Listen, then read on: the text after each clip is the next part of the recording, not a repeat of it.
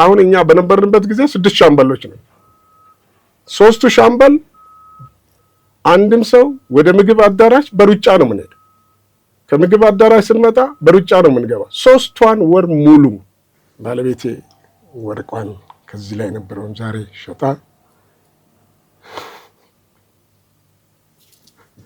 ባለቤቴ እንጀራ እየጋገረች እኔ ለሚገዙ ሰዎች ደግሞ በፌስታል እንጀራ ያደረስኩ እንዲህ እያል ገፋ። ኬንያ 8 ዓመት አንቱ የተባለ ፓይለት ይታወቅ ነበር። ኤርፎርስ ቀይኛ ብቻ ነበር መስሎ ኢትዮጵያ። ከመጣን በኋላ ግን ያው ህዝቡ ደብቆናል። ኢትዮጵያ ህዝብ ሸፍኖናል።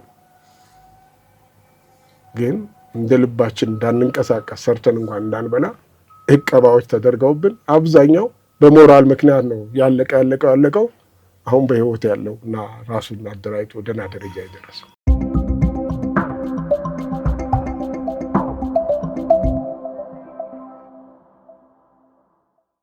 ጤና ይስጥልን ተመልካቾቻችን፣ ይህ በሀቅና ሳቅ ሚዲያ ተዘጋጅቶ ወደ እናንተ የሚደርሰው የፌርማታ እንግዳ የተሰኘው መርሃ ግብራችን ነው። ጥቂት እንደ መግቢያ የሚጠቅመንና ከዛሬው ርዕሰ ነገር ጋር ተዛምዶ ስላለው መረጃ ቅድሚያ እንስጥ። በኢትዮጵያ ለመጀመሪያ ጊዜ የስፔሻል ፎርስ የተመሰረተው በ1956 ዓ.ም ሲሆን በይፋ የተቋቋመው በ1957 ዓ.ም ድሬዳዋ ላይ ነው። ቢሮው ከ1966 ዓ.ም በኋላ ደብረ ብርሃን ተዛውሮ እንደነበር የታሪክ መዛግብት ያስረዳሉ። በወቅቱ የስፔሻል ፎርሱ አሰልጣኞች 3 የእስራኤል ልዩ ኃይል አባል የሆኑ መኮንኖች ነበሩ። በወቅቱ ከ3ኛ ክፍለ ጦር 5ኛ እና 9ኛ ኮማንዶ ሻለቆች በብቃታቸውና በአካል ጥንካሬያቸው የተመረጡ 70 የበታች ሹሞች እንዲሰባሰቡ ተደርጎ ውስብስቡን የስፔሻል ፎርስ ስልጠና እንዲወስዱ ተደረገ። መኮንኖቹ የግድ አስፈላጊ ስለሆኑ ከተለያዩ ክፍሎች የተመረጡ 8 መኮንኖች ክፍሉን በመቀላቀል ስልጠና መጀመራቸውም በታሪካዊ መዛግብት ላይ ሰፍሮ ይገኛል። የድሬዳዋ የስፔሻል ፎርስ ስልጠና ሲካሄድ የሚያድሩትና የሚውሉት አሸዋ ላይ ድንኳን ተክለው እንደነበርም ይጠቀሳል። ስፔሻል ፎርሶች በመከላከያና በቤተ መንግስቱ ልዩ ጥበቃ ብርጌድ ውስጥ ቁልፍ ቦታዎች ላይ ተመድበው ሲሰሩም ነበር። ከዚህ በተጨማሪ ሰፊና ልዩ ሀገራዊ ግዳጆችን በአነስተኛ የሰው ኃይል በብቃት መወጣታቸውም ይነገርላቸዋል። ስፔሻል ፎርስ ቢሮውን በደብረ ብርሃን ካደረገ በኋላም አዲስ ምልምሎችን ቀጥሮ በማሰልጠን እስከ 1000 የሰው ኃይል ደርሶ የነበረበትም ጊዜ ነበር።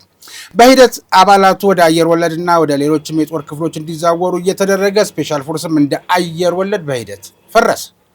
በሀገራችን የልዩ ኃይል ጸረ ሽብር ኃይል እንደገና የተመሰረተው በ1995 ዓ.ም ሲሆን ይህ ኃይል አስፈላጊ መሆኑ ታምኖበት የተመሰረተውን በሻምበል ደረጃ ሲሆን ዛሬ ላይ ልክ እንደ ሌሎቹ የልዩ ዘመቻዎች እዝ ክፍሎች ከለውጡ በኋላ አድጎ በሻለቃ ደረጃ ተደራጅቶ በዚሁ እዝ ስር ይገኛል። ይህን ያነሳ ነው ያለ ምክንያት አይደለም። ስለ ጀግና አንስተን ስለ ወታደር አንስተን ዘክረን ስለተደረገልን ባርኔጣችንን አንስተን አመስግነን ሳናበቃ ሌላ እየገጠመን የዚሁ አይነት ተመሳሳይ ጉዳይ ስላለን ነው። በነገራችን ላይ የልዩ እዝ ዘመቻ በቅርቡ ከፊታችን ባሉት ጥቂት ቀናት ትልቅ ክብረ በዓል ያከብራል በሐዋሳ። በተለያየ አጋጣሚ አመራሩን ቦታ በመያዝ ስትመሩ የነበራችሁ መኮንኖች፣ በብቃትና በታማኝነት አገራችሁንና ክፍላችሁ ስታገለግሉ የነበራችሁ ወታደሮች እናመሰግናለን። ወደ ጀመርነው እንሻገራለን። የ42ኛ ኮርስ እጩ መኮንኖች ማሰልጠኛ ውስጥ እየሰለጠኑ 42ኛ ኮርሶችን የተመለከተ አዲስ ነገር ልናካፍላችሁ ነው ዛሬ የወደድነው። የወታደርን ነገር ቀድመን ያነሳ ነው በመረጃ መልኩ የወታደር ነገር ስለምናስከትል ነው። እንግዲህ 42ኛ ኮርስ ነበሩ። በህብረት ቅርንጫፍ ወታደራዊ መኮንን ማሰልጠኛ ትምህርት ቤት ውስጥ ሐረር ሰልጥነው በምክትል መቶ አለቅነት እየወጡ ናቸው። እንግዲህ ሻለቃ አበራ ሽፈራው ይባላሉ። ብዙ ታሪክ ያላቸውና ያሳለፉም ናቸው። መለዮ ለባሹ ሲበተን የዕጣው ቀማሽ ሆነው ሱዳን በስደት ሄደዋል። ከሱዳንም ከብዙ ችግር በኋላ ወደ መዳረሻቸው ሀገር አቀኑ። አሁንም በባህር ማዶ ነው የሚኖሩት። የእርሳቸው 42ኛ ኮርስ 45ኛ ዓመት የማህበራቸውን የምስረታ በዓል ይከበር ነበርና አዲስ አበባ ለዚሁ ሲመጡ ነው ያገኘኋቸው። በዋናነት ዛሬ እንግዳዬን ወደ እናንተ ጋር አምጥቼ እንድንወያይ ምክንያት የሆነኝና ያስገደደኝ አንድ ነጥብ ወደ አዲስ አበባ ሲመጡ ቀደም ሲል እንደነገርኳችሁ የ42ኛ ኮርሶች የ45ኛ ዓመት የምስረታ የማህበራቸው የተመሰረተበት በዓል ይከበር ነበር። ለዛ ጉዳይ አዲስ አበባ ነው የመጡት። እኔም ያገኘኋቸው እንዳልኳችሁ። ግን አዲስ አበባ መጥተው የአዲስ አበባን ውሃ ጠጥተው የአዲስ አበባን አየር ተንፍሰው መመለስን አልመረጡም። ወደ ድሬዳዋና ሐረር ቅድሚያ መሄድን መርጠዋል። ለምን? የ42ኛ ኮርስ ጓደኞቻቸውን ፍለጋ። ጉዞው አድካሚ፣ ገጠመኙ አሳዛኝ፣ አንጀት የሚበላ ነበር። ስለዚህ የት አገኟቸው? እሳቸው ቢነግሩን ይሻላል። ተከታተሉ። እንግዲህ እንኳን ደህና መጡ። እንኳን ደህና ቆየን። እንግዲህ የተገናኘንበት ጊዜም አጭር ከመሆኑ አንጻር መመለሻውም እየተቃረበ ይሆናል ብዬም ስለሰጋው እንዳያመልጡኝም በተለይ የፊታችን መጋቢት 6 መቄዶንያ የገቢ ማሰባሰቢያም ፕሮግራም ስላለው ሀቅና ሳቅም ኃላፊነቱን ተወጥቷል። ማህበራዊ ኃላፊነቱን ተወጥቷል። ከውጭ ሀገር እስከ ሀገር ውስጥ ድረስ ገንዘብ አሰባስቦ ከዚህ አምና በነበረው ግን ለማንኛውም መቄዶንያም ይሄን እያደረገ ነው። ለምን መቄዶንያን አነሳሁት? የሚነግሩኝ ነገር እንዳለ ስለገመትኩኝ ነው እና ያጎደልኩት ነገር እንዳለ ይሰማኛል። ሻለቃ አበራ ሽፈራው ማናቸው የሚለውን ነገር አጥንቶ የተሟላ መረጃና ሰነድ ይዞ አድማጭ ተመልካች ፊት መቅረብ አልሆነልኝም። ተመልካቾቼ ይቅርታችሁን እፈልጋለሁ። እንግዲህንም ይቅርታ ጠይቃለሁ። የጀርባ ወይም የኋላ የቀደመ ታሪክን የማጥኛ ጊዜ ስላጣው እርስዎ በአንደበቶ ግን እንዲገልጹልኝ እድሉን ልስጥ። ሻለቃ አበራ ሽፈራው ማን ናቸው? አበራ ሽፈራው አዲስ አበባ ውስጥ ነው ያደግኩት። አብነት በሚባል አካባቢ ማለት ነው። መርካቶ የመርካቶ ልጅ ነኝ ማለት ነው። እና እዛም ትምህርቴን እዛው ሰፈር ባለው እነ ተስፋ እኮ ከዛም ኮልፌ ኮምፕሬሲቭ ሃይ ስኩል ዛሬ የተማርኩት። ከዛ በኋላ ነው ባለው ሁኔታ 1970 ዓመተ ምህረት ነው ወደ ወታደርነት የገባሁት። ከዛን ጊዜ ጀምሮ እንግዲህ ሰራዊቱ እስከተበተነበት ጊዜ ድረስ የመጨረሻው ማዕረጌ ሻለቃ፣ የወጣሁበትም ሰዓት እድሜ 31 ዓመት። በ31 ዓመት ሻለቃ ቆንጆ በምሰራበት ሰዓት የትም እደርሳለሁ ብዬ በማስብበት ሰዓት ነው ከሰራዊቱ የለቀኩት። በ31 ዓመቴ ሻለቃ ነኝ። አገሩ እየፈለገችው አገር የምትፈልግበት እድሜ ነው። ጥሩ ሙያ ጥሩ እውቀት በነበረብን ልሰራ ባሰብኩበት ሰዓት ነው የወጣሁት። ወደዚህ እንመለሳለን። ከእንትን እንጀምር። ባጭሩ ቢቀጭም መስራት እየፈለጉ መስራት አለመቻሉ ሌላ ጉዳይም ቢሆን ስለ ስልጠናው ግን እናንሳ እስኪ። ብዙ ጊዜ የወታደር ቤት ስልጠና የሚፈሩ ወጣቶች አሉ። እንዴት ነው ስርዓትን ከማስያዝ አንጻር እኔም ይመች ይመስለኛል። እስኪ እንዴት ነው እርሱ ያንን አጋጣሚ እንገለጽ። ሰራዊት ቤት ውስጥ አንድ ሲቪል ወደ ወታደርነት ሲገባ ሁሉም የገባ ሰው ወታደር ይሆናል አይሆንም። ከዛ ውስጥ ተቀርጾ ጥሩ ወታደር መሆን የሚችል አለ። ከዛ ውስጥ ደግሞ የሚራገፋል ወታደር መሆን ያልቻለ የማይችል ስልጠናው የሚከብደው። ስልጠናው ከባድ ነው። ጥሩ ሰው ለማድረግ ድፍረት፣ ፍርሃት ማስወገዶች ስላሉ አንዳንዱ ፍርሃት የማይወጣለት አለ። አንዳንዱ ደግሞ እስከ መጨረሻው ራሱን እስከፈለገው እንትን ድረስ ጥሩ ወታደር ሆኖ የሚወጣ አለ። ከዛ ውስጥ አንድ ሺህ ሰው ቢገባ 1000 ሰው ተመርቆ ወይም ደግሞ ጥሩ ወታደር ሆኖ አይወጣም። ማውራት ግን ይቻላል ስለ ወታደርነት። አሁን የዚህ ሀገር መጥቼ ከዚህ በፊት እንደመጣን ብዙ ስለኛ ታሪክ ብዙ ሰዎች ሲያወሩ ሰማለሁ እንደነበሩ አድርገው። እኛ ግን ያለፍንበት ሰዎች አንዳንድ ጊዜ እናፍራለን፣ እንሰማቸዋለን፣ እናፍራለን። ስልጠናው ከባድ ነው። ጥሩ ወታደር ለማድረግ ጥሩ ስልጠና ይካሄዳል። ከምግብ ጀምሮ መራብ አለ፣ መጠማት አለ፣ ፍርሃት ማስወገድ አለ። እነዛን ሁሉ የመጀመሪያ ስልጠና አሁን አዋሽ 40 ነው የሰለጠንኩት። አዋሽ 7 ኪሎ ከነበልባል ጋር ነው የሰለጠንኩት። እባብ አለ፣ ምን አለ። አሰልጣኞች ጠንካሮች ናቸው። ከተለያየ ቦታ ተሰባስበው የመጡ ከበታች ሹሞች እስከ መኮንኖች ድረስ የነበሩ ናቸው። እነ ኮሎኔል አላምረው ዘመነ ማለት ነው ነበልባል ነው የሰለጠንኩት። ከዛ ነው የመጀመሪያውን በቂ ነህ ተብሎ ከተሰማሩት ወንድሞቼ ጋራ ግዳጅ የገባሁት። ከዛ በኋላ ነው እንግዲህ ወደ 42 ኮርስ ወደ እጩ መኮንነት የገባሁት። እጩ መኮንነት ስትገባ ከመጀመሪያው ጀምሮ ጸጉር ተለያይተ እንደ አዲስ ወታደር ነው የምትሆነው።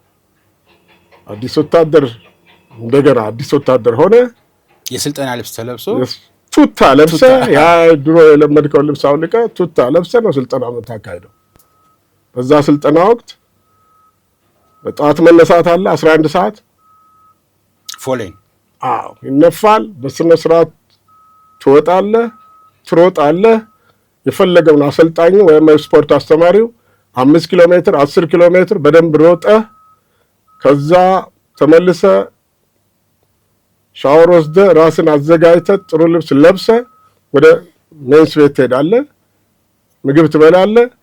ከዛ በኋላ እንደገና ወደ ስልጠና ትሄዳለህ። በዚህ አጋጣሚ መኝታን አንጥፈህ እዛችሁ በተወሰነ ሰዓት መኝታ ተነጥፎ ምን ብሎ ማስታወሻ ደብተር ይቀመጣል።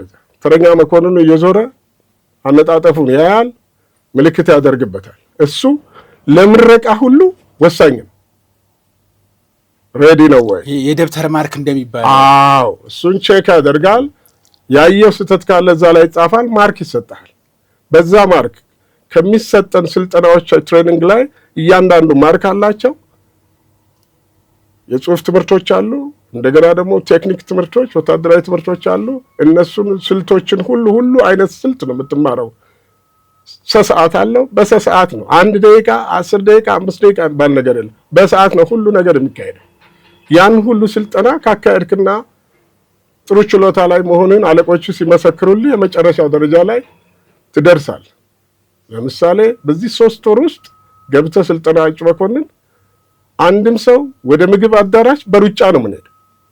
ከምግብ አዳራሽ ስንመጣ በሩጫ ነው የምንገባ። 3 ወር ሙሉ ፍላግ ዴይ ደርሶ ልክ እንደ ትልቅ ሴሬሞኒ ካል ፍላግ ዴይ ደርሰን ለዛ የሚደርስ የሚበቃል። ከፍላግ ዴይ በኋላ ነው በሰልፍ አትችልም፣ አትችልም፣ ከተማ መውጣት አትችልም። 3 ወር እዛ ነህ ትሬኒንግ። በቃ እዛ ግቢ ውስጥ ነው የምትንቀሳቀሰው። ሌላ ውጭ የትም የምትሄደው በሩጫ ነው። የምትራመደው ነገር የለም። በሩጫ ነው እንቅስቃሴ ሁሉ በሩጫ ነው። ይሄ ግዴታ ነው። ከ3 ወር በኋላ ነው ወደ ሜንስ ቤት ተሰልፈ ያው በሰልፍ እንደወታደር ትሄዳለህ። ሰልፍን ትጨርሳለህ፣ ምግብን ትበላለህ፣ ተመልሰህ ደግሞ ወደ እንትን ትመለሳለህ፣ ወደ ካምፕ ትመለሳለህ። አሁን እረፍት መውጣት የምንጀምረው ከ3 ወር በኋላ ነው። ፍላግ ካደረግን በኋላ ነው። ከዚህ ውስጥ አሁን እኛ በነበርንበት ጊዜ 6 ሻምበሎች ነው። 3ቱ ሻምበል በዚህ ሳምንት ይወጣል ፈቃድ። የምንወጣው ቅዳሜ ዕለት ነው። ቅዳሜ ትወጣለህ፣ እሑድ ነው የምትመለሰው። 3ቱ ሻምበል ግን ስታንድ ባይ የሆነ ነገር ቢከሰት ለመስራቅስ ለማንኛውም ግዳጅ ቢፈጠር እንደ አንድ ተራ ወታደር እዛ ውጊያ ላይ ለመግባት ማለት ነው። አብዛኛው ከአዋሽ 40 የመጣ ነው የእጩ መኮንን ውስጥ የገባው አይደለም? ኖ ከተለያየ ቦታ ነው። ማለት መሰረታዊ ውትድርና ስልጠናን ያገኘ ማለት ነው። አዎ አዋሽ 40 የሚመጣል ከናት የሚመጣል የመጡ ናቸው። የተወሰኑ 1-2 ከሲቪል የመጡ ነበሩ በእኛ ጊዜ። በተረፈ ግን የቀመሰ ነው፣ ሁሉን ነገር የሚያውቅ ነው። ይህንን ያነሳሁት ምንድነው አንደኛ ከምንም ነገር በላይ የሚያስደስትና የሚያኮራም ነው አገርን መጠበቅ። እውነት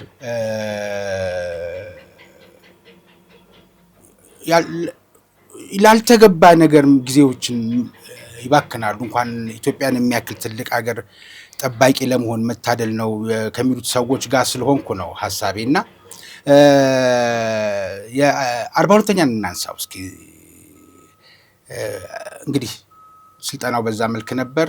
በነገራችን ላይ ሻለቃ አበራ ውትድርና ባይገባ ምን ነበር የሚሆነው? እኔ አላቅም። በዛን ወቅት እኔ ጨዋታ ወዳለሁ። በትምህርት ቤትም ምንድነው እንደ ድራማ ምናምን መስራት ትችልበታለሁ ተማሪም እያለሁ። ምናልባት ሳስበው ወደ ኪነ ጥበብ ውስጥ የምገባ ይመስለኛል። በተረፈ አካዳሚም መጥፎ አልነበርኩም፣ ጥሩ ነበርኩ። እንግዲህ መርካቶ ተወለደው አብነት አካባቢ የተወለደው አበራ እድሜ 18 ዓመት ሲሞላ ወደ ውትድርና ህይወት ገባ። አዋሽ አርባም ሰለጠነ ከነበልባሎች ጋር። ከዛ በኋላ ወደ ሀረር ጦር አካዳሚ ገባ። ያን ጊዜ 41ኛ እና 42ኛ ዕጣ ወጥቶላቸው 41ኛ ወደ ሆለታ ሄደ። እውነት ነው። 42ኛ ህብረት ቅርንጫፍ የሚባል ቀረ። አሁን በሀረማያ ዩኒቨርሲቲ ውስጥ ነው ያለው ያ ማሰልጠኛ የእናንተ የተማራችሁበት ህብረት የሚባለው እና እዛ ተማራችሁ እስከ ሻለቅነት እድሜ ሻለቅነት ማዕረግ ተደረሰ። እድሜ 31 ነበር የዛን ጊዜ። መበተን መጣ፣ በሀገር የመጣ ነው። እንግዲህ ሁልጊዜ ወታደሮችን ባገኘው መኮንኖችን ባገኘውም ጊዜ ማነሳቸው ነገሮች ናቸው። የመበተኑን ተከትሎ የመጣው ነገር መሀል ላይ ግን ትንሽ የሚያጫውተን ወደ ሱዳን ተሰደው ነበር። እውነት ነው። የት ገቡ? መጀመሪያ ምን እንዴት ነበር ጉዞ? የመበተኑን ጉዳይ እንተወውና ብዬ ነው። ደቀ መሀሪ ነበርኩ። ከደቀ መሀሪ ነው ወደ ሱዳን የወጣሁት። ከኔ ጋር የነበሩ ካለቆቼ ጋር ነው አብረው የወጣሁት። ገዛኝ ታረቀኝ ይባላሉ ኮሎኔል። እሳቸውም ወደ ሱዳን ሄዱ። ተስፋ የሚባል አንድ ፖለቲካ ሰራተኛ ነበረ፣ በጣም ወዳጄ የነበረ ኮሎኔል ነው። እሱ ነበረ።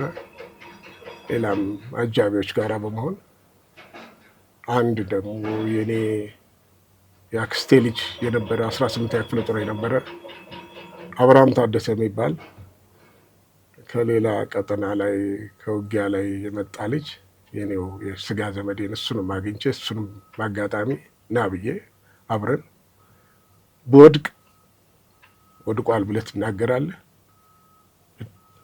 ብትወድቅ ደግሞ እኔ እነግርልሃለሁ ብዬ እሱን ይዤ ነው የወጣ ነው። እዛ ሱዳን ገባን። መንገዱ ከባድ ነው፣ ቻሌንጅ ነበረው። ረሃቡ እንዴት ነበር? ምን በላው መንገድ ላይ አላጣንም። እኛ የተጓዝነው በመኪና ነው።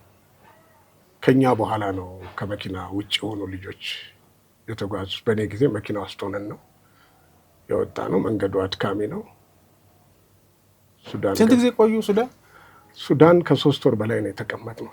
ኦልሞስት 5 months በዛ ነው የተቀመጥነው። ከዛስ እንዴት ሆነ? ከዛ በኋላ እንደገና ያው ሪፓትሪዬሽን መሙላት ነበረብንና እዛ መኖር አንችልም። ከባድ ነበረ ኑሮ። ሱዳን በዛን ወቅት ይቀባ የነበረባት ጊዜ ስለነበረ እርዳታ እንዳይደርስ ይደረጋል።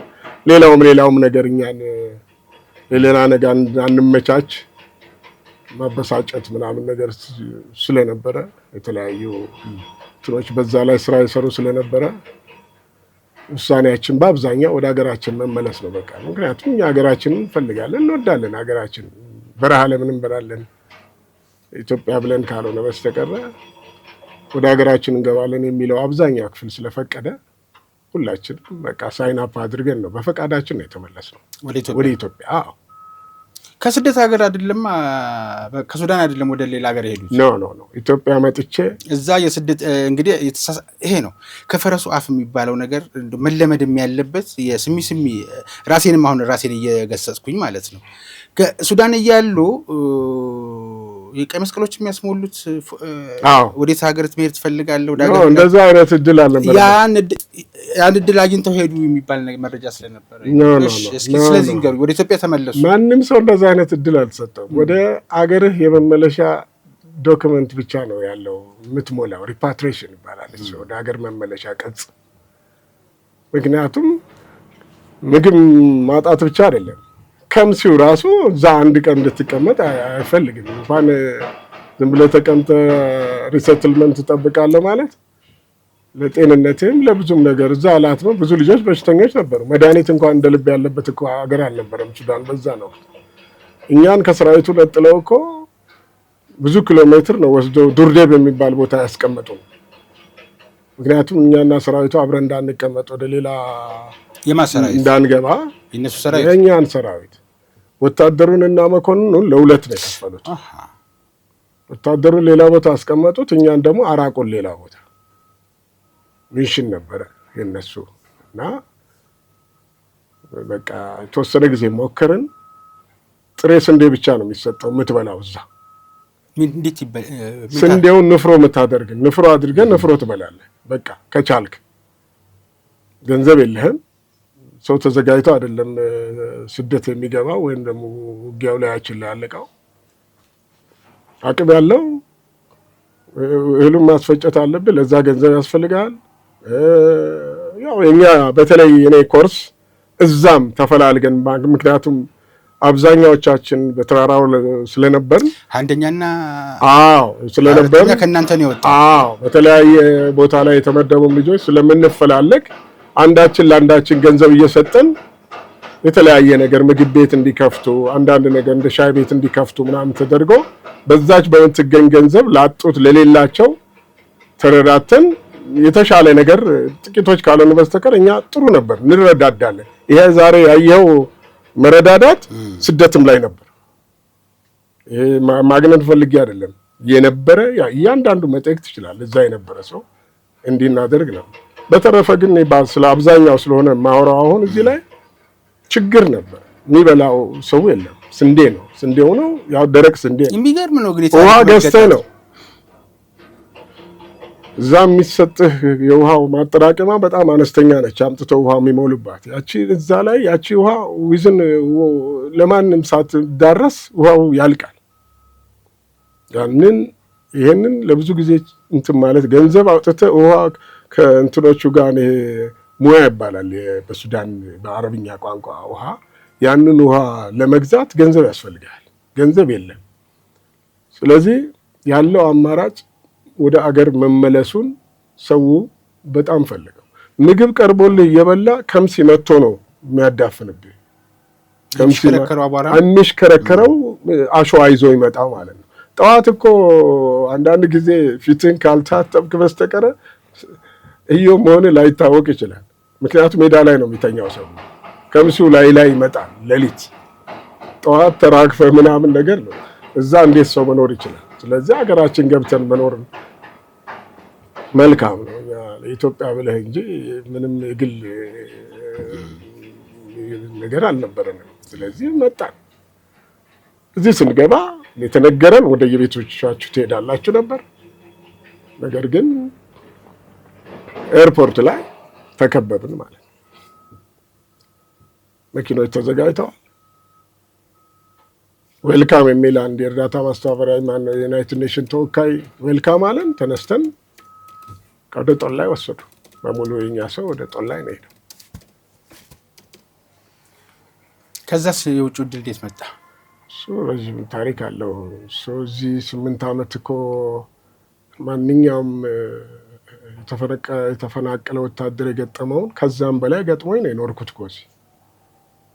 ምንም ጡረተኛ እናት ነው ያለችኝ። ምንም ማንም የሚረዳኝ ሰው የለም። ከኪሴ እኔ ከኤርትራ ስወጣ እኮ 20 ብር ነው ኪሴ ውስጥ ነበር፣ 20 የኢትዮጵያ ብር። ሌላ ነገር ምንም የለኝ። መጣሁ ሱዳን ላይ ነው እንዳውም ጓደኞቼ አንዳንድ ስራ እንድሰራ አድርገው ትንሽ ሳንቲም ይዣለሁ። በቃ ለዛ ሱሪ ምናምን እና ጫማ ገዝተናል። አንድ ጓደኛ አለ በጣም ወደው የኔ ጓደኛ ዳንኤል አናንያ የሚባል እና እሱ አብረን ነው የወጣነው። ታሪካችን አንድ ላይ ነው እና እሱ በቃ ዳንኤል አናንያ ሻለቃ ናቸው። ሻለቃ ዳንኤል አናንያ ጓደኛ የልጅነት ጓደኛ ነው። አብረን ነው በቃ ከመጀመሪያ ኮርስ ሜቴ ነው። እሱ ጋር ስንወጣም አብረን ነው የወጣነው። የመጨረሻው ሰዓትም እኔ እና እሱም የነበረበት ክፍል ዘመቻ ነኝ እሱ የአንድ ብርጌድ አዛዥ ነው፣ እኔ ደግሞ የክፍለ ጦር ዘመቻ ነበርኩ። ይሄ ነው ታሪካችን። ማግኘትና ማጣት እንግዲህ መኮንን ሆኖ ሲያዝ የነበረ ስደቱም ነገ የሚፈጠረው ነገር አይታወቅም ብሎ ተስፋ ያደርግ ነበር ይመስለኛል። ስደት ሲወጣ ነገ እመለሳለሁ፣ በኋላ እመለሳለሁ ተስፋ ይኖራል። ግን እነዚህ ረጅም ዓመታት ወደ ኢትዮጵያ ከተመለሳችሁ በኋላ እንደውም አንዳንድ ጊዜ ሲታሰብ ከጣጣት ይበልጣል ካልን የእናንተ መታደል ይመስለኛል። አንድ ኩባያ ውሃ አጥቶ ተቀጣጣይ ተተኳሽ በጀርባው ይዞ ውሃ ሲለምን የነበረ በስነ ስርዓቱ የማንንም የማይነካ በስነ ስርዓት ያለው ወታደር ነበርና መጨረሻ ላይ ግን በጣም ሲብስበት መለመን ነው እጁን ዘርግቶ። እዛ ደረጃ ላይ ከደረሱት አንጻር ስታይ የእናንተ ሳይሻል አይቀርም ብዬ አስባለሁ። የመኮንኖቹ አይ ነው አይደለም፣ የኛም ልጆች የገጠማቸው አሉ። እኔ በአጋጣሚ እዚያው አዲስ አበባ ላይ ስለነበርኩኝ እናቴ ስለነበረች፣ እናቴ አሁን በህይወት የለችም። 1 ብርም 2 ብርም የአውቶቡስ መሳፈሪያም እናቴ ትሰጠኛለች። እኔ ሌላ መማቃቸው ቤተሰቦች ስላሉ እነሱ ስለነበሩ እስከ ተወሰነ ጊዜ ድረስ አለ አይደለም። እንደው ከሌላው ከክፍለ ሀገር ከመጡት ልጆች ከተለያዩ ምንም ቤተሰብ ከሌላቸው ልጆች 100 ጊዜ ይሻላሉ። ስራ የማጣቱ ጉዳይ ያው የነበረው መመሪያ ስለነበረ ስራ ማግኘት አልተቻለም። በጣም ችግር ነበረ። በኋላ ግን አንድ የሆነ የባለቤቴ እንጀራ አባት መልካም የሆኑ ሰው ናቸው። አሁን በህይወት የሉም። አቶ ደመቀ የሚባሉ እሳቸው ሜንኮ የሚባል መስሪያ ቤት ውስጥ ሜንኮ ማለት እዚህ ድሮ ሜክሲኮ ጋር ነበረች ሜንኮ ከቢራ ፋብሪካ አጠገብ ሻላ ህንጻር በላይ በኩል ማለት ነው። አሁን ቢራ በሙሉ ተረክቦታል። እዛ የጥበቃ ስራ አገኙልኝ። በዛም ሰዓት ማንም አይደፍርም ጥበቃ፣ የኛ ሰው ማለት ነው። ሞራሉ አለ፣ ትናንት እንዲህ ነበርኩ የሚለው ነገር አለ።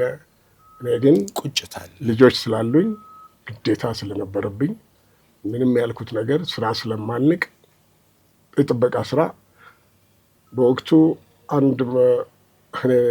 200 ምናምን ብር አገኛለሁ ደሞዝ። ምንም ያልነበረው ሰው 200 ምናምን ብር። መልካም ሰፈር ነው። ፈረንሳይ ለጋ ሲሆን ደግሞ ቤት ተከራይቻለሁ። ባለቤቴ ወርቋን ከዚህ ላይ ነበረውን ዛሬ ሸጣ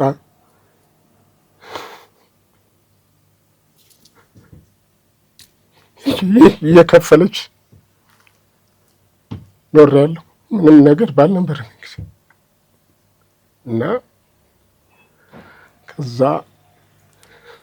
ይሄንን የቤት ኪራይ መክፈያ፣ ልጆች ዳቦ መብያ ዛት ላይ ለእናቴም ምንም ስላልነበራት ጡረተኛ ስለሆነች እያካፈልኩ ቀሪ ዘመኔ ኖርኩ። 8 ዓመት ማታ ትምህርት ቤት ገባው። ታች ወርጄ ነው እዚህ ምኒልክ ትምህርት ቤት የገባው። ማታ 9፣ 10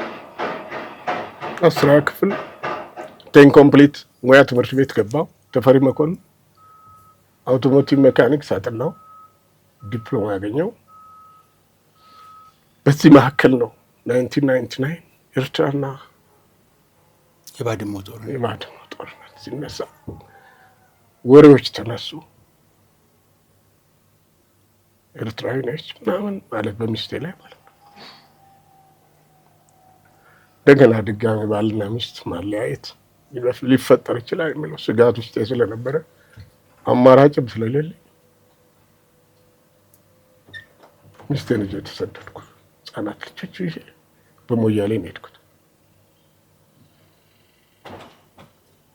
ያ ነው የኔ ሂስትሪ።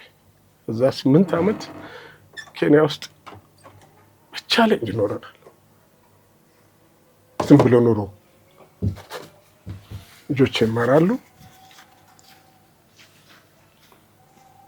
ከባዲዎች መልካም የሆነች ሴት ነበረች፣ የረዳችን ተስፋ የሰጠችን ነው ያለችን። እሷ ቤት 6 ወር ተቀምጠናል። ጥሩ ሰው ነች። እሷ መንገዱ ተፈጠረችልን። እሷ ተነስታ ስትወጣ ከዛ ሀገር ያው እናቴ ባለቤቴ እንጀራ እየጋገረች እኔ ለሚገዙ ሰዎች ደግሞ በፌስታል እንጀራ ያደረስኩ እንዲህ እያል ገፋ። ኬንያ 8 ዓመት እንጀራ ይሸጣል ማለት ነው። እንጀራ ይሸጣ፣ ቤት ኪራይ እየከፈልን ልጆቻችንን ደግሞ በጎ አድራጎት በጣም መልካም የሆኑ ሰዎች ያው እየረዱን ማለት ነው። ትምህርት እንዲማሩ ነጮች ናቸው፣ የማልታ ልጆች ናቸው። እነሱ እየረዱን ስፖንሰርሺፕ አድርገው ልጆቹ ትምህርት ቤት የተማሩ ልጆች እኔ ራሴን አልነበርም ያኔ የምናየው ነበር። ልጆቻችንን ነው እያበቡ ጤንነታቸው ሰውነታቸው ምናምን እየጋሰን እኛ የነበረን ችግር አናስበው ነበር። ከዛ በኋላ ነው የወጣሁት እድሉን አግኝቼ ማለት ነው። አይ መፈተን መልካም ነው። ምንድነው ግን ኃጢአት የሚሆነው ወይ ፈተናው እሰይ እንኳን የሚያስብለው በባለቤቱ ላይ ሌላ ለመዝናናት ያደረጉት ነገር ቢኖር ክህደትና ሸፍጥ ያለበት ነገር ውስጥ ተባብረው ቢሆን ይሄ እኮ ለኢትዮጵያ የተከፈለ ዋጋ ነው። ስለዚህ ያስመሰግናል። እንደውም ኢትዮጵያ ይሄንን ለኢትዮጵያ ተብሎ ይሄ ነገር ሲከፈል ምን ያህል ሌሎች ልጆችም የፈለገ ነገር ቢመጣ ቀደምቶቹ እንደዚህ አድርገው የለም ወይ? እንደውም እኮ በእናንተ ጊዜ ወደ ፈተናው ከመገባቱ በፊት ከስክስ ጫማ አለ። አባት አያቶቻችን ደግሞ እኮ ያ ሁሉ ሾክ እየወጋቸው በባዶ እግራቸው ነበረ። ስለዚህ ለኢትዮጵያ ብለው ኢትዮጵያን ብለው መጡ። ኢትዮጵያ ስትፈተን እሷ ላይ ከደረሰው በደል እኮ እርሶ ላይ አልደረሰም ብዬ አስባለሁ። አንዳንድ ጊዜ እሷን ብለው ነው የመጡት። እሷም ጡቷ ሲነከስ ነበር። ግን ከእሷ ይበልጥ የተጎዳ ሰው በሰውነት ደረጃ ልጆቿ ከእሷ ይበልጥ አልተጎዱም ብዬ አምናለሁ። አከራካሪ ሊሆን ይችላል። አንዳንድ ሰዎች ሊከራከሩ ይችላሉ። ይቅር፣ እዚህ ጋር እናቁመው፣ ግድ የለም። በስፋት የምንመለስበት ይሆናል። ሁለታችንም ውስጣችን ስለተነካ እንደው ወዴት ሀገር መግለጽ ይፈልጋሉ? ፈቃደኛ ከሆኑ ወደ ሄዱበት ሀገር። ካናዳ ነው ሄዱት። እንዴት ነው? እዛስ ምን እየሰሩ ነው? ትራንስፖርት ላይ ነው። ትራንስፖርት ነው። እንግዲህ ቀደም ሲል ለተመልካቾችም ለመናገር እንደሞከርኩት ዛሬ እስካሁን ምንድን ነው ገብሱን እንደሚባለው ቀለል ያለውን ያነሳ ነው። ወደ ዋናው የዛሬ ጥያቄ ያገናኘንም ዋናው ምክንያት ቅድም ተመልካቾቻችንም ስገልጽ የነበረው 42ኛ ኮርስ ናችሁ እናንተ በህብረት ቅርንጫፍ የሐረር ጦር አካዳሚ ተማሪዎች እና 45ኛ ዓመት የምስረታ በዓላችሁ ለማክበር አዲስ አበባ ላይ ስትገናኙ ነው እኔ ያገኘሁት። በዓሉ ከተከበረ በኋላ ግን ሐረርና ድሬዳዋ ሄደዋል። እውነት ነው። እስኪ አንደኛ ለምን ሄዱ ወደዛ? ሁለተኛ ምንድን ገጠሙት የሚለውን ነገር እናንሳ። የዛሬ ዋና ጥያቄ ያገናኘንን ምክንያት እኔ እንግዲህ ለእረፍት ነው አመጣጤ። ነገር ግን እዚህ ከመምጣቴ በፊት ሁለት ጓደኞቻችን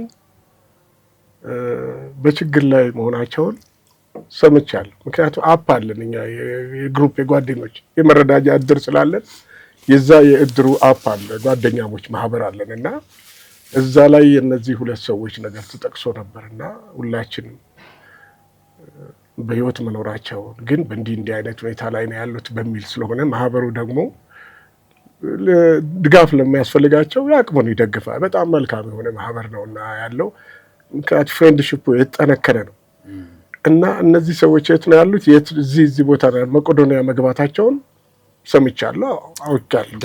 ድሬዳዋ እና ሐረር ሁለቱም ያለው መቄዶንያ።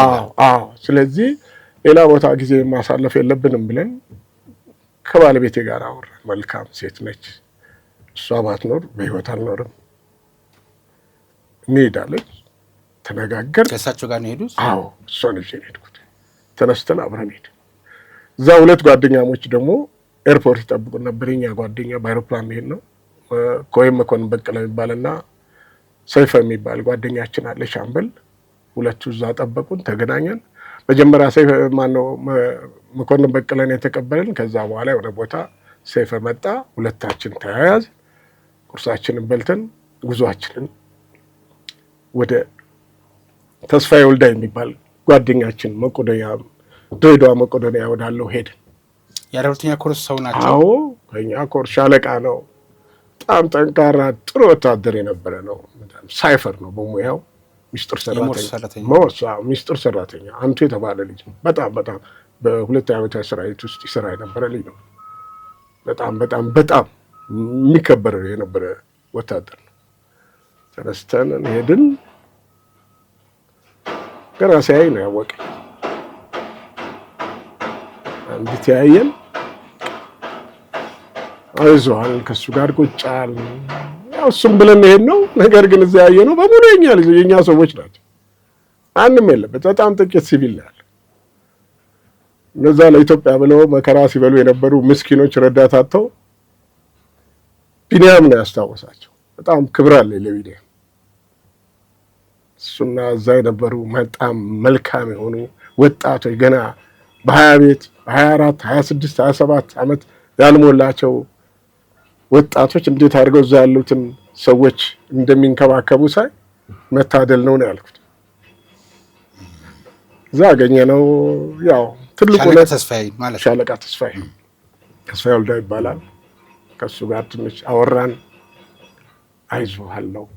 ደስ አለው። ለካ ፈላጊ ያለኝ የሚል ነገር ቁጭ ብለን ከሱ ጋር አወራን። ምናል ሞራል ከኛ የሚገባው ሞራል ሰጠን። አይዞህ ከእንግዲህ በኋላ እግዚአብሔር እንደፈቀደ እንገናኛለን። ወንድሞች አሉ። አንተ 42ኛ ኮርስ ከጎን ነኝ። ሁሉም አንተን ነው የሚያስቡት። አይዞህ ምናምን ብዬ እሱን አነጋግሬ ምን ብዬ በቃ ማለት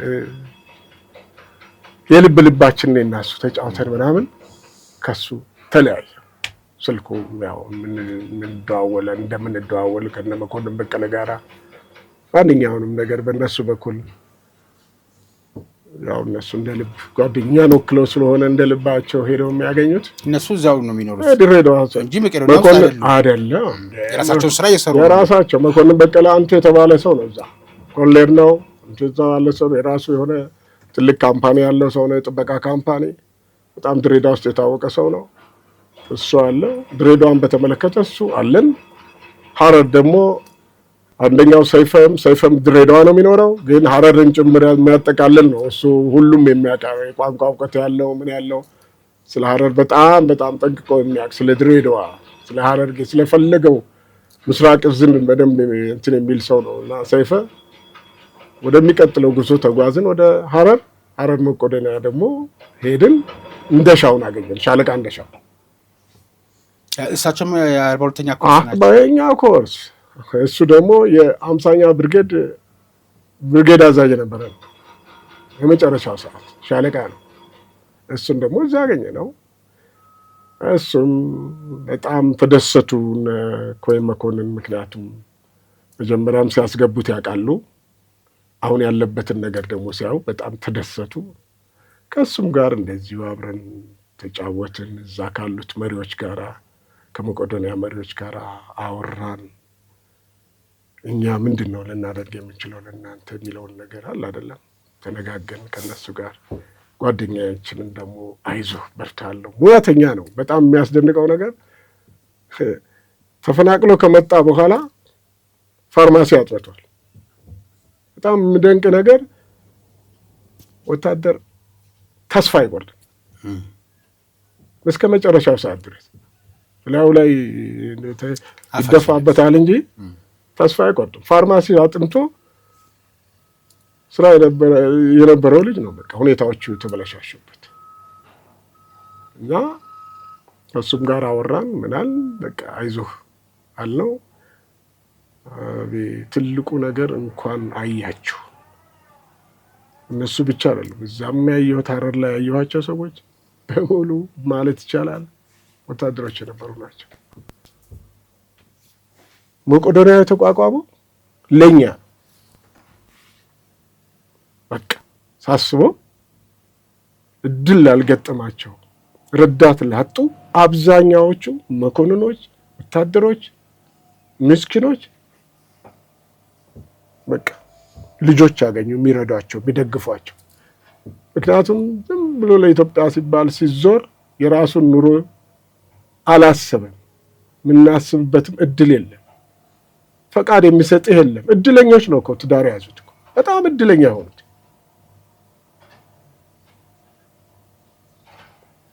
አስራ 14 ዓመት 10 ዓመት ፈቃድ ስትጠይቅ እኮ እንዴት በአሁኑ ሰዓት ፈቃድ ትጠይቃለህ ነው የሚልህ አለቃ። በዚህ ሰዓት አገሪቷ እንደዚህ ሆና ቀይኛ ብቻ ነበር መስሎ ኢትዮጵያ።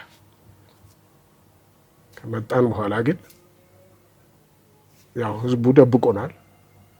ኢትዮጵያ ህዝብ ሸፍኖናል። ግን እንደ ልባችን እንዳንንቀሳቀስ ሰርተን እንኳን እንዳንበላ እቀባዎች ተደርገውብን አብዛኛው በሞራል ምክንያት ነው ያለቀው አሁን በህይወት ያለው እና ራሱን አደራጅቶ ደህና ደረጃ የደረሰው። እንደውም እንደዚህ አይነት ቃለ ምልልስ ላይ ጋዜጠኛ እንዲበር ሲከፈትለት እየተረተረ ነው መጠየቅ ያለበት። እኔ ግን አልፈልገውም ጌታዬ፣ ወደዛ ውስጥ አልገባም። ምክንያቱም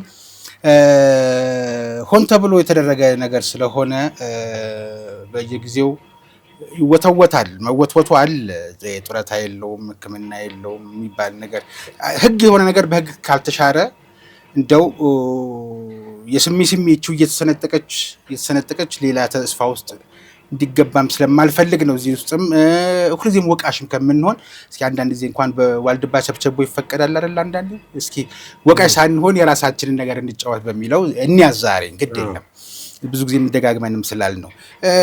የሚፈለጉ መለዮ ለባሾች እንዳሉ ሰምቻለሁ። አሁንም ከእናንተ ኮርስ ወይም ከእናንተ ኮርስ ውጪ ነው በሌላ አካባቢ ያሉ በህይወት መኖራቸው እየታወቀ ግን ያልተገኙ የእናንተ ሰዎች አሉ ወደ ሰሜን አቅጣጫ አሉ። አሁን መረጃው እንደዛ ነው። እኛም አሁን የምንፈልጋቸው ብዙ ጓደኞች አሉን፣ የት እንዳሉ ማናቃቸው በአካል አንዳንዶቹ ናቸው። አሁን ድጋፍ የሚያስፈልጋቸው እዚህ ቦታ ነው የሚሉ በሰው ነው፣ አንዱ ባንዱ ነው። አሁን የምናቋቁመው የኛ ካሁኑ አሁን ማህበር ነው። ከማህበሩ በሌላ አይነት መልኩ ፕሮፖዝ አድርገናል አሁን ለማቋቋም። አላማችን እንደው አክሲዮንም ይሁን ወይስ ምንድነው የሚል ነገር ላይ ነው ዝግጅታችን። ለዛ በየቦታው በየአገሩ ማለት ነው በየክፍለ አገሩ ያሉ ተወካዮች ተዘጋጅተዋል፣ የኛ ጓደኞች። እነሱም ስማቸው ለምሳሌ ለወሎ ገሌ፣ ለጎንደር፣ ለጎጃም ለምን ተብሎ ሰዎች መርጠናል። ያሉትን የኛን ልጆች የአዲስ አበባ ምናምን ብለን ማለት ነው። በእነሱ በኩል የኛን ጓደኞች ማስፈለግ ድጋፍ የሚያስፈልጋቸው በህይወት መኖራቸው በህይወት አሉ ወይ ምን ላይ ናቸው ምን ላይ ነው? ምክንያቱም ድጋፍ ያስፈልጋቸዋል። አሁን እኛ እንግዲህ እድሜያችን እኮ አሁን 65 ዓመት በላይ ነው። አሁን እኔ 65 አክብሬያለሁ። ወታደር አይቀንስም አይደል? አንድም ደቂቃ አልቀንስም። ምክንያቱም መሰለህ እድሜ የተጨመረለት ሰው እኮ ነው። እኔ እድሜ ተጨምሮልኛል። እግዚአብሔር እድሜ ባይጨምርልኝ ኖረው ያለፍኩባቸውን ነገሮች ሳስብ ለምንድን ነው የምዋሸው? በጣም ደስ የሚለኝ ነገር አባቴ ወታደር ልጅ ነኝ። በነገር ወታደር ናቸው አልሳቸው? አዎ የኔ አባት ወታደር ልጅ ነኝ። አባቴ የኔ ፎቶግራፍ ከጀርባ ላይ ልጅ አበራሽ ፈራው በ1953 ዓመተ ምህረት ተወለደ። 1953 ወሩን ጠቅሰውታል። ጥር ከመንግስቱ ነው የገረግር በኋላ በፈረንጆች እንግዲህ ጃንዋሪ በስነ ስርዓት ጃንዋሪ 22 1961 ነው የተወለድኩት። አረጋጊ ነው። ደስ ብሎኝ ነው። አበራ ጥሩ ነው። እንደውም ስያሜ ከመንግስቱ ነው የገረግር አበራ ታግለዋል እና ጥሩ ስም ነው የሰጡኝ። 65 ዓመቴ ነኝ። 65 ዓመት መታደል ነው በጣም ያጡ። ምክንያት ነው መሰለህ በ22 በ20 በ21 በ23 አንቱ የተባሉ ጓደኞቼን አጥቻለሁ። እኔ ማንኝ እዚህ የደረስኩት እግዚአብሔር ባይረዳኝ። እውነት ነው፣ እግዚአብሔር ይመስገን። ስለ ድሬዳዋ ሐረር ከአዲስ አበባ ቀጥሎ ነው የተቋቋመው። ሁለተኛው ነው ለመቄዶንያ። አዎ የዛን ጊዜ ነው የገቡት እሳቸው? ኖ አሁን ነው። አሁን በቅርብ ነው። ምን ሲሰሩ ነበር እስከዛ ድረስ ታዲያ? እንግዲህ ሲነግረኝ እህቱ ጋር እንደነበረ ከእህቱ ጋር አብሮ ይኖር እንደነበረ ፈቃደኛ ናቸው ቢገለጽ ይሄ ነገር ቢወራ እንግዲህ እሱን እኔ አላውቅም አይደል? ይቅርብ። ግን የተደላደለ ህይወት ውስጥ አልነበረም። ረዳት አልነበረውም። በቃ በራሱ ጊዜ ነው ታግሎ ለመኖር የተፍጨረጨረው ይመስለኛል። ምክንያቱም በኢትዮጵያ የፍትሐ ብሔር ህግ አንድ ሰው መልካም ፈቃዱ ሆኖ ምስሉ እንዲቀረጽ ድምፁ እንዲቀረጽ ፈቃደኛ ባልሆነበት ሁኔታ ስሙን ማንሳት በሞራልም በህግም ተጠያቂነት ስላለው አንዳንድ ዩቲዩብ ነው ተብሎ ወይም ደግሞ የማህበራዊ ድረገጽ ነው ተብሎ አንዳንዱ ዝም ብሎ ሊጠቀምበት ይችላል። ግን እኔ እዚህ ጋር የደረስን ሰዎች ታናናሾቻችን ሊማሩበት ስለሚገባ ነው እንጂ እሳቸውም ስልክ ይሄን አቋርጠን ስልክ ብንደውልም ፈቃደኛ ሊሆኑም ይችላሉ። ግን ታናናሾቻችን እንዲማሩበትም ስለሚያስፈልግ ያ ሰው ባለታሪኩ ባልፈቀደበት ሁኔታ መናገርም ስለሌለብን ነው። እግዚአብሔር ያክብርልኝ እርሶም ስለተባበሩኝና ስለረዱኝ። ህይወታቸው ግን ጥሩ አልነበረም። ያም ሆነ አሁን ሀረርን ለመርዳት እየተዘጋጁ ነው እሳቸው ራሳቸው። አሁን ምክንያቱም መቆደም ፋርማሲ ስለሆነ እንትኑ የተማረው አሁን እዛ ልጆችም ሳነጋግራቸው በቃ አሁን ትንሽ ጠንከር ካለልን እኛን ይረዳናል አሉ። ኃላፊው ራሱ እንደዛ ሲል ሰምቸዋለሁ። በጣም እርስዎንም ሞራሉን ጥሩ ነው፣ ደስ ነው ያለኝ ሞራሉን ሳነጋግረው አሁንማ ጥሩ ነኝ ምናምን ያለውና እርስዎንም ባለቤቶንም እዚህ ጋር ማመስገን ያስፈልጋል። ለምን የወደቁትን ጓደኞችን ማየት ያንን መልካም ጊዜ አስቦ ትናንት እንደዚህ ነበርን፣ አብሮነታችን እንደዚህ ነበረ፣ ዛሬ የት ነው ያለው ገሌ ብሎ ማለት እንግዲህ አዲስ አበባ አሁን ባለችበት ሁኔታ ማታ ወጥቼ እስኪ ትንሽ አየሩን እያየሁ እዚህኛው ቤት ገብቼ ትንሽ ፉት ልበል እዚህ ጋር አየር የምታስብልበት ደረጃ ላይ ናት እንጂ ድሬዳዋ ድረስ ሄጄ ሀረር ድረስ ሄጄ ሰው ልፈልግ የሚያስብል ጊዜን በዛ ደረጃ ላይ ለማባከን የውስጥ ፈቃደኝነት፣ የእግዚአብሔር ፈቃድ፣ የውስጥ ቁርጠኝነት፣ የጓደኛና የወንድም ፍቅር እነዚህ ተባብረው ከሌለ በስተቀር የሚሆን ነገር አይደለምና ከዚህም ደግሞ ጀርባ እርሶ የፈለገ ቢወዱ ቢያፈቅሩት አቶ ገሌን ወይም ሻለቃ ገሌን ባለቤቱ መልካም ፈቃዳቸው ካልሆኑ ክፉ ሴት ቢሆኑ ድሬዳዋ አይደለም ከአዲስ አበባም ካረፉባትም ወልፈት አይሉ። ይህንንም ላደረጉ ለሳቸውም ክብር የእናትነት አንጀት ነው እንግዲህ እናትነት፣ ወንድምነት፣ ሰው መራብ፣ ሰው መፈለግ፣ መከራን ችሎ ማሳለፍ እሳቸውም ይሄን ነገር እንዲያስተውሉ ስላደረገ እሳቸውንም እናመሰግናለን። ድሬዳዋን ሲጎበኙት እንግዲህ አሁን ከምን ጋር ልናገናኝ መሰሉት ሻለቃ? ባለፈው የሀቅና ሳቅ ሚዲያም ባለቤት አድማጭ ተመልካቾቹን አስተባብሮ ማህበራዊ ኃላፊነቴ ነው መቄዶንያን መርዳት። ምክንያቱም መቄዶንያ ውስጥ እኔም ታዝቤ ያለው ትንሿ ኢትዮጵያ ማለት ነው እና ቢኒያም ጋር ተደውሎ መቄዶንያ ኑአንሱ ገሌ ወድቋል ወይም ሰው ወድቋል ገሌ እንኳን ገሌ ለማለት መታወቂያ ያለው ምን የለው አይታወቅም። ያ ሰው ማን እንደሆነ ቢሆን ሽፈራ አይታወቅም። ግን ሰው ወድቋል ሲሏቸው ሰውን ለማንሳት ሰውን ለመርዳት ይመጣሉ። ብሔሩን አይጠይቁ፣ ሃይማኖቱን አይጠይቁ። ኢትዮጵያ ስትፈጥረንም እንደዚህ ነው። እኔ ከአማራ ከኦሮሞ፣ እርሶ ከትግሬ ከጋምቤላ ልሁን ብለው አይደለም የተፈጠሩት። መቄዶንያም ሲያነሳም እንደዛ ነው። ትንሿ ኢትዮጵያ የምንልበት ምክንያትን ቅድም እንዳልኩት የሀቅና ሳቅ አድማጭ ተመልካቾቹን አስተባብሮ ማህበራዊ ኃላፊነቱን ተወጥቷል። አምና በሰይፉ ኦኒቤስ ጋር በነበረ የመቄዶንያ ገቢ ማሰባሰቢያ በአመቱ ፎቋ አላለቀም። አሁንም አንዱ ሲሉት አንዱ በዛ ላይ ደግሞ ሁኔታዎች እየተጨማመረባቸው እኛ የምናውቀው 8500 እንደነበሩ ነበር ተደጋፊ ወይም የሚረዱት ሰዎች። አሁን ወደ 9000 ተጠግቷል። ትንሽ 10 እኔና እርሶ በተገናኘንበት ዛሬ ላይ 10 ወይም 8 የሚሆን አይነት ቁጥር ነው የቀረው። ወጪው ወደ 2.5 ሚሊዮን ብር እየገባ ነው በቀን ወጪው ወደ 3 ሚሊዮን። አሁን ቅርንጫፎች ደግሞ እየተከፈቱ ቅርንጫፎቹ የሚገነባ ግንባታ ይፈልጋል፣ የሚታደስ አለ። ያ ነገር ደግሞ ያልተሟላበት ቤት ደግሞ ተከራይቶ ደግሞ የሚያኖራቸው አሉ። እነዚህ ነገሮችን ለመቅረፍ የፊታችን መጋቢት 6 ገቢ ማሰባሰቢያ ፕሮግራም አለው። ከመጋቢት 6 በኋላ ይጀምራል። የሚሰራጨው በራሱ የዩቲዩብ ቻናል እና በጎ ፈቃድ አለን የሚሉ የዩቲዩብ ቻናል ያላቸው ሰዎች ናቸው። ከድርጅቱ ከመቄዶንያ የሚዲያ ክፍል ጋር እየተነጋገርን ያለንበት ሁኔታ አለ። እኛም የበኩላችንን መልሰን የምናደርግበት ነገር ያ ሲደርስ ያ ቀኑ ሲደርስ እነማን በቀጥታ ስርጭት ላይ ይተላለፋል እና በየትኛው ቻናል የሚመቻችሁ በየትኛው ገብታችሁ መርዳት ትችላላችሁ የሚለውን ነገር ከዛ በኋላ ልንነጋገር እንችላለን።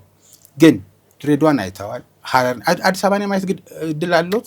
ፕሮግራሜ ነው አሁን እባክዎን ሁልጊዜ የሚኮራባችሁ ኢዮብን የላከኝ ይበሉ ይጎብኙልኝ። አለ እዛ ላይ የምንሰራው ስራ። ለማንኛውም እንዴት አዩት እርሱ? አዲስ አበባን አይተው መመለሱን በጣም ወዳለሁ፣ እንዳይዘነጉት። እንዴት አዩት ድሬዳዋና ሐረር? እንግዲህ የሐረሩ ሁለተኛው ነው የሰማው። እንግዲህ እዛ ካገኘሁት ኢንፎርሜሽን 53ኛ ብራንች አለው ነው የሚባለው። አሁን ዛሬ እኔና እርሱ በተገናኘን ጊዜ 53 ብራንች እንዳለው ነው መቄዶንያ ያየሁት። በጣም የሚያስደንቀኝ ነገር እዛ ያሉትን ስራውን የሚሰሩት ሶሻል ወርከርስ በጣም ወጣቶች ናቸው። እንደ ራሳቸው ቤተሰብ እንደ ራሳቸው ወላጅ አድርገው ነው ሲሰሩ ያየሁት።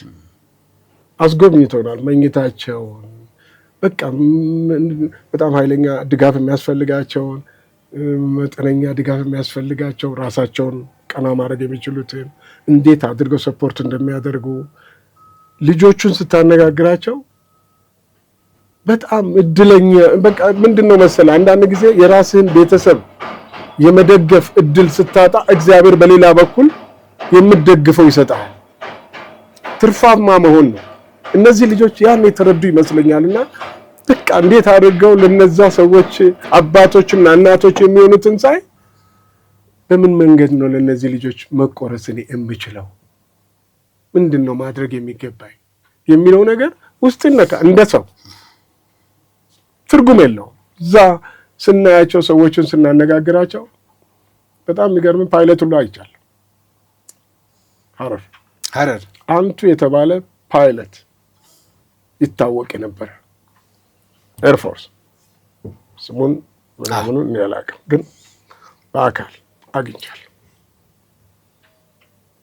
የኢትዮጵያ ልጅ እንዴት አድርገው ልጆቹ ቅፍ አድርገው ሲያነጋግሩ ሳይ መታደል ምንድነው ቢኒያም ራሱን የቀረጸ ይመስለኛል። ገብቷል በየብራንቹ። አዎ በቃ ሌላ አይደለም። ስለ አሁን እነሱ ማለት ቢኒያምን እርዱት ነው የሚሉት እነዛ ልጆች እኮ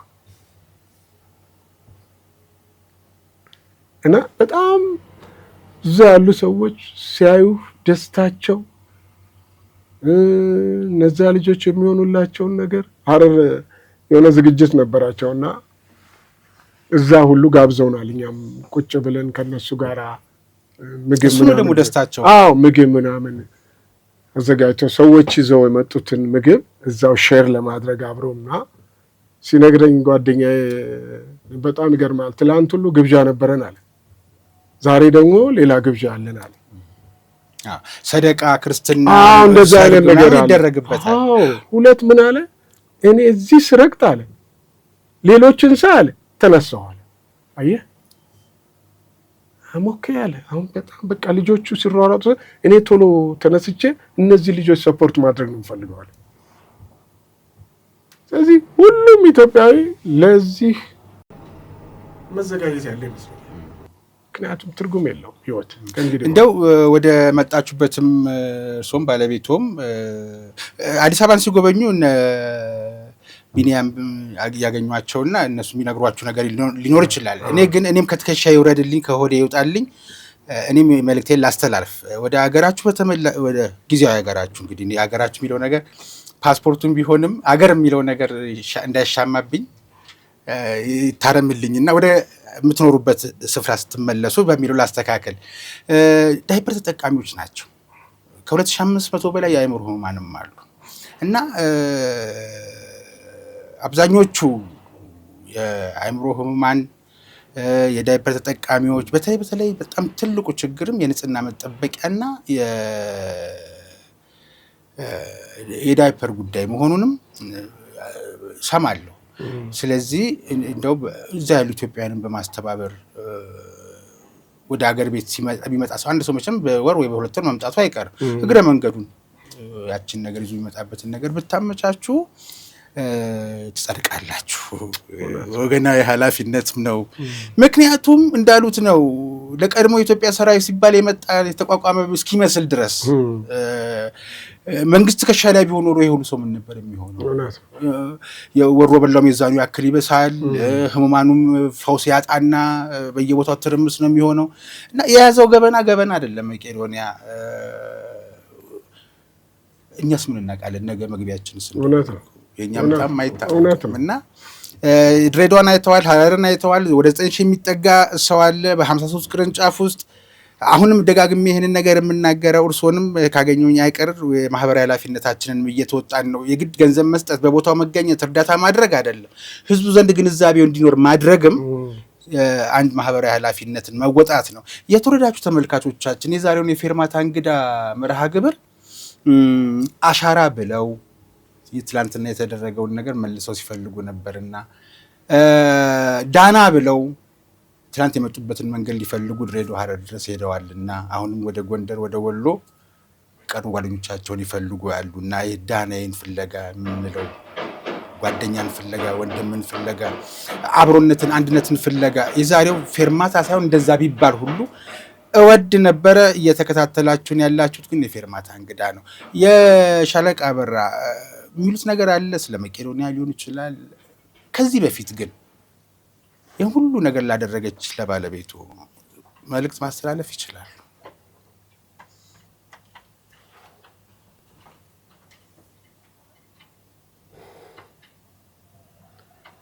በህይወት ለመኖሬ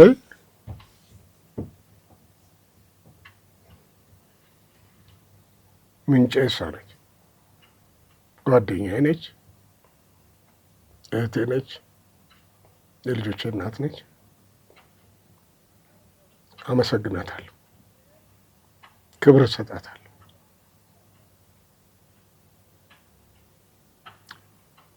ባጠፋ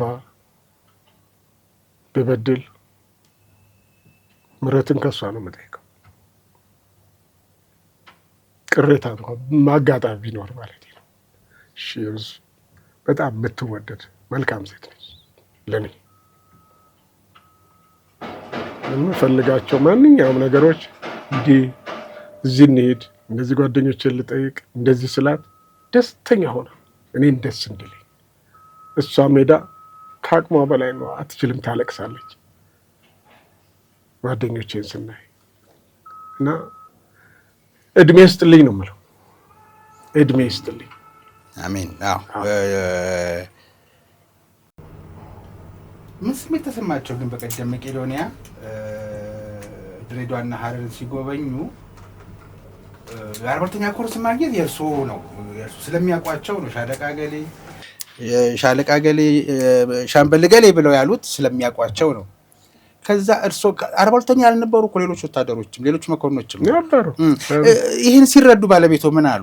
በጣም ይደንቃት ነበር። ምክንያቱም ትልቅ ሰዎች እንደነበሩ ይገባታል።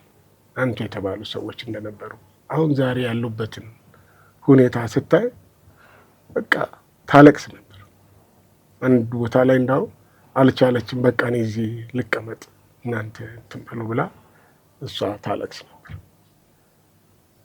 ጓደኞቼ ሁሉ አይተዋታል። ተዋት እሷን በቃ አሉ።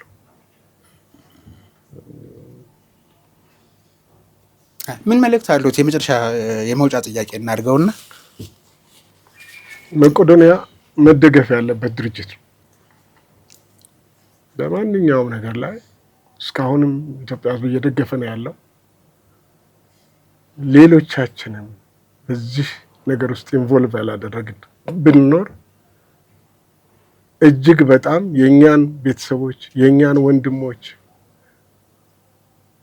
እየረዱ እየደገፉ ያሉ ሰዎች ናቸው። እርዳታቸው እነሱ የሚፈልጉት ከኛ የአቅማችን እንድናደርግ ነው። ለዛ ማንኛውም ኢትዮጵያዊ በዓለም ዙሪያ ያለ በሙሉ መደገፍ መቻል አለበት። ኢቭን ልጆቻችን በዚህ ውስጥ እንዲገቡ ማድረግ ያስፈልጋል። እንዲደግፉ፣ እንዲያዩዋቸው። እዚህ ፈቃድ መተን የምናወጣቸው ወጪዎችን እናውቃቸዋለን። ከዛ ላይ የተወሰነችውን ወስደን ብንሰጥ የተባለውን አሁን እንደ ዳይፐር ምናምን ነገር ገዝተን ብንሰጥ ሀረር ውስጥ ነግረውኛል። የዳይፐር ዋጋ ከፍ ብለዋል። በቀን 50 ዳይፐር እንጨርሳለን አሉ። እሱ ሀረር ብቻ ነው። ሀረር 50 እንጨርሳለን በቀን። የአንዱ ደርዘን ዋጋ በአሁኑ ሰዓት 2500 ሆነዋል። ሌላ ነገር ባይቻል አትሊስት አቅማችሁ የፈቀዳችሁትን ነገር አድርጉልን። ለሌላው ነገር እኛ ያለን። ለዚህ ነገር ሁሉም ኢትዮጵያዊ እጁን መዘርጋት መቻል አለበት። ከእግዚአብሔርም ከሰውም ትርፋማ መሆን ይችላል። እግዚአብሔር ደስ የሚለው መቆረስን ስንችል፣ ሌላው ነገር አይደል እግዚአብሔርን የሚያስደስተው። ላጣ፣ ለተቸገረ፣ ለታመመ ወገን መድረስ ስንችል እግዚአብሔር ደስተኛ ነው። የእግዚአብሔር ዓይኖች በሁሉ ስፍራ አሉ። እግዚአብሔር ይህን ስናደርግ ብድራትን ከፋይ ነው እግዚአብሔር። ማንኛውም ሰው ባያዩ እግዚአብሔር ያየዋል።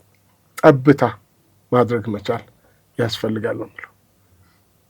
ይኸው ነው። ከልብ አመሰግናለሁ ሻለቃ አበራ ለነበረን ጊዜ። እኔም እጅግ በጣም አመሰግናለሁ። እንደውም ባልደረባ ቴክኒሽያኑን ጭምር አመሰግናለሁ። ተቀብለሃል ምስጋና። የተወደዳችሁ ተመልካቾቻችን የዛሬው በሀቅና ሳቅ ሚዲያ ተዘጋጅቶ ወደ እናንተ ሲደርስ በነበረው የፌርማታ እንግዳ የነበሩት ሻለቃ አበራ የ42ኛ ኮርስ 45ኛ ዓመት የምስረታ በዓላቸውን ሊያከብሩ ከአገረ ካናዳ ከባለቤታቸው ጋር አዲስ አበባ መጡ። አዲስ አበባ በመጡ ጊዜ የክብረ በዓሉ ጊዜ ያገኘኋቸው። በእርግጥ ወደ ድሬዳዋና ሀረር እንደሚሄዱ አላወቅኩም ነበር። እዛ ለምንድን ነው የሚሄዱት ብዬ እጠይቅ ነበርና ግን ከዛ በኋላ ባገኘሁት መረጃ ድሬዳዋና ሀረር ሄደው እዚሁ ብዙዎቻችን እንደምንለው የዲያስፖራ መዝናናት የሚባል ነገር አለ አይደለም? እንደዛ አይነት ስሜት አይደለም እሳቸውን ባለቤታቸው ላይም የነበረው። ተበትነው የቀሩ የድሮ ጓደኞቻቸውን ፍለጋ፣ ሰው መሆን ክፉ ሰውን ፍለጋ። ከዛም ድሬዳዋም ሄዱ፣ ቀጠሉ፣ ሀረርም ደረሱ።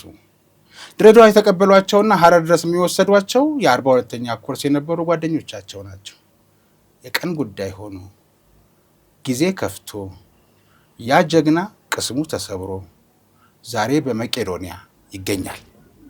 ለማንኛውም የፊታችን መጋቢት 6 ቀን 2018 ዓ.ም መቄዶንያ አሁን ባለበት ሁኔታ ጅምር ፎቁን ባለማጠናቀቁ የተገልጋዩ ከወደቁበት የሚነሱ ሰዎች ቁጥር እያሻቀበ መጥቶ 9000 መድረሱ እንደውም ይህን ሰሞን ሊያልፍ ይችላል የሚል ግምት አለ ከሚደርሳቸው ጥቆማ አንጻር። እኔ ባለኝ መረጃ የቀን ወጪው ወደ 3 ሚሊዮን እየተጠጋ ነው። ወዴት እየተሄደ ነው የሚለውን ነገር ማሰብ ይጠይቃል። ቅርንጫፎቹ 53 ደርሰዋል። ግንባታ የሚከናወንባቸው አካባቢዎች አሉ። ግንባታ የማይከናወንባቸው ግንባታቸው ተጠናቆ ማገልገል የጀመሩ ቦታዎች አሉ። ጭራሽ አልበቃ ብሎ የወደቁ ግን መነሳት ስላለባቸው የግለሰብ ቤቶችን በውድ ዋጋ ተከራይቶ እያገለገሉም የወደቁትም እየተነሱም አሉ። ስለዚህ ሀቅና ሳቅ ሚዲያ ደግሞ ከዚህ ቀደም ማህበራዊ ኃላፊነቱን በመወጣቱ አሁንም ይሄ ነገር ሲደርስ ይሄ ነገር ሲሆን የበኩሉን አስተዋጽኦ ለማድረግ መረጃው እንደደረሰው ሻለቃ አበራ በፌርማታ እንግዳ አቅርቦ የተሰማቸውንና የወደፊቱን ሀሳባቸውን ለማስቃኘት ሞክረናል። የዛሬው የፌርማታ እንግዳ በዚሁ አበቃ። በቀጣይ ሀቅና ሳቅ ሚዲያ ተሰናድቶ ወደ እናንተ በሚቀርበው የፌርማታ እንግዳ በሌላ እንግዳ ከሌላ ርዕሰ ጉዳይ ጋር ጠብቃችኋል። እስከዛው ድረስ ጤና ይስጥልኝ።